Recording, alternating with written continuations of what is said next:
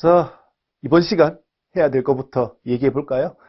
자, 엑스마인드 보면서 얘기합시다. 자, 지난 시간에 이제 우리 윤활 장치, 엔진 오일과 관련된 이야기 했습니다. 복습 잘 하면서 따라오고 계시죠? 제가 지난 시간 마지막에 한 3분의 1 정도 했다. 전체 범위 아닙니다. 엔진 파트에서 3분의 1 정도 했다라는 개념인 겁니다. 자, 그럼 오늘은 휘발유를 연료로 쓰는 가솔린 엔진이죠. 가솔린 엔진인데 여기에 전자 제어를 집어넣은 겁니다. 그래서 전자 제어라고 하면은 좀 뭔가 좀 정밀하게 제어할 것 같다는 느낌이 들지 않습니까? 맞습니다.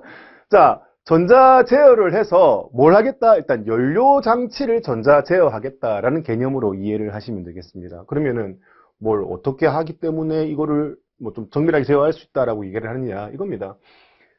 우리 공연비라는 개념이 있거든요. 우리 그 자동차 일반하면서도 일부 얘기했던 부분인데 공연비가 뭐라고 했어요? 공기와 연료의 비다라고 얘기를 했거든요. 그래서 공기 얼마 14.7에다가 그리고 연료죠. 공연비에 연료 1만큼 섞여가지고 연소가 됐을 때 휘발유 기준입니다.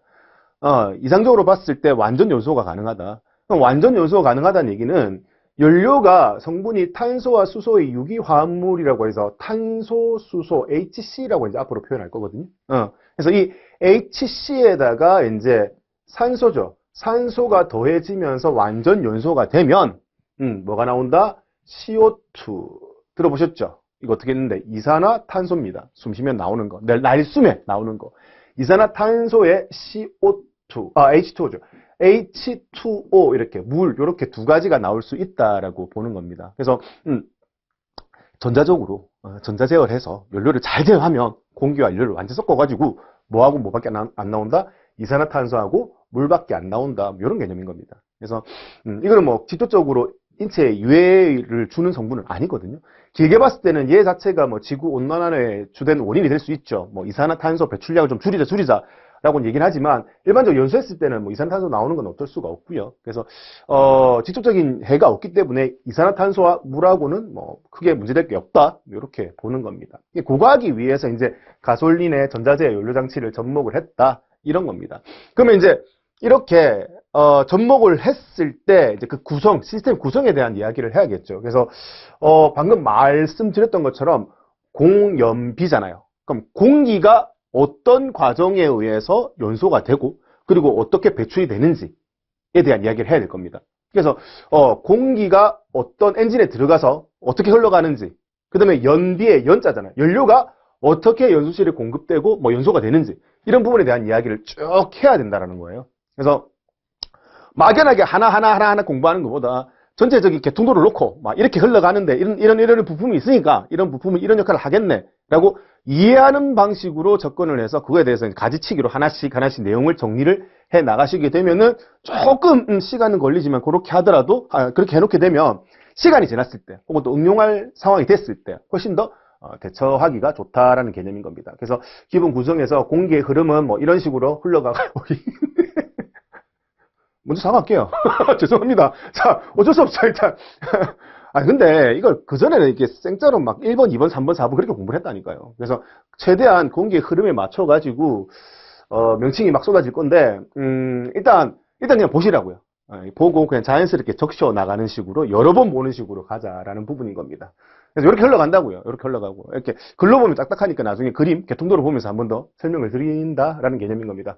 연료는 좀 상대적으로 쉽습니다. 그래서 연료 이런 식으로 흘러간다라는 부분에 대한 이야기를 할 겁니다. 그러면 이제, 요거에 대한 이야기를 하고 나서, 그 다음에 이제 기본적인 연료와 관련된 사항에 대해서 이야기를 할 겁니다. 그래서 휘발유를 이제, 좀 좋은 휘발유다라고 했을 때 우리 옥탄가라는 개념을 이야기하거든요. 그래서 옥탄가가 높은 연료일수록 엔진이 많이 흔들리지 않는다. 정숙한 그 연소가 가능하다. 그런 개념을 이야기할 거거든요. 그래서 옥탄가라는 부분에 대해서 얘기를 할 거고. 자, 근데 인젝터 배치가 나오는데 방금 얘기했던 것처럼 저런 연료장치, 전자제어함에도 점점 개발된 과정이 있겠죠. 그 개발된 과정을 어떻게 알 수 있느냐? 굉장히 간단해요. 연소실 있으면 연소실 멀리서부터 인젝터가 설치되어서 오다가 어떻게 지금 현재는 어떻게 연소실에 다이렉트로 설치가 되어서 연료를 뿌리는 방식까지 가게 되었거든요. 그래서 인젝터 배치에 따라서 이렇게 나눌 수 있다는 부분으로 구분 지시면 되게 편하게 접근할 수 있다라는 부분인 겁니다. 자, 그래 놓고 이제 웃자느냐.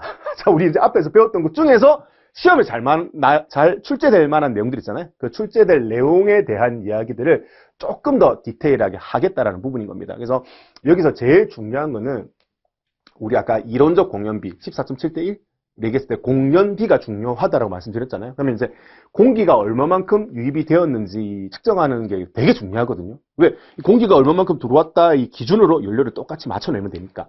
그래서 공기가 얼마만큼 들어왔는지 측정하는 방식에 따라서 또 여러 가지 구분이 지어집니다. 그래서 시험에 잘 출제되는 부분만 이렇게 언급을 하게 될 겁니다. 그리고 이제 기타 이 시스템을 운영하기 있어서 센서들이 좀 여러 가지 많이 들어갑니다. 자, 괜찮아. 이것도 공기 흐름, 연료 흐름 하면서 한 번씩 다 녹여 드릴 겁니다.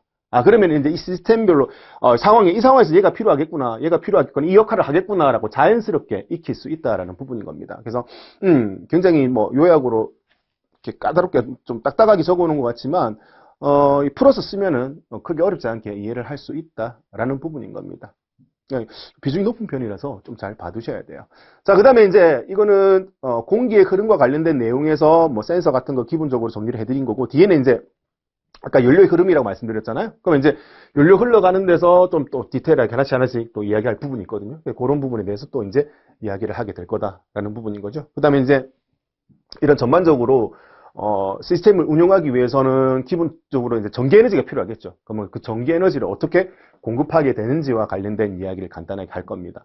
자, 그리고 아까 제가 말씀드렸지만 간단하게 인젝터 설치 위치에 따라서 점점 연소실에서 바깥에 있다가 안으로 가까이 오게 된다라고 했던 맨 마지막에 뭐 GDI를 포함해서요, 최신 신기술이 있습니다. 그래서 최근에 접목되어서 어떻게 잘 쓰이는지, 그리고 이렇게 쓰이게 됐을 때 장점이 뭔지, 그리고 다 좋지만은 않거든요. 이런 시스템을 썼을 때 따라온 단점들은 뭔지, 그런 신기술과 관련된 이야기를 시험에 자주 출제되는 것들 위주로 이렇게 언급을 하면서 시간이 마무리가 된다라고 보시면 되겠습니다. 조금 많죠? 그래서 이건 단순하게 1시간 정도의 이론이 끝날 얘기가 아니기 때문에 조금 길게 이어서 해야 할 것 같습니다. 하여튼 시간 좀 잘 놓치지 않고 따라오시면 금방 마무리할 수 있을 겁니다.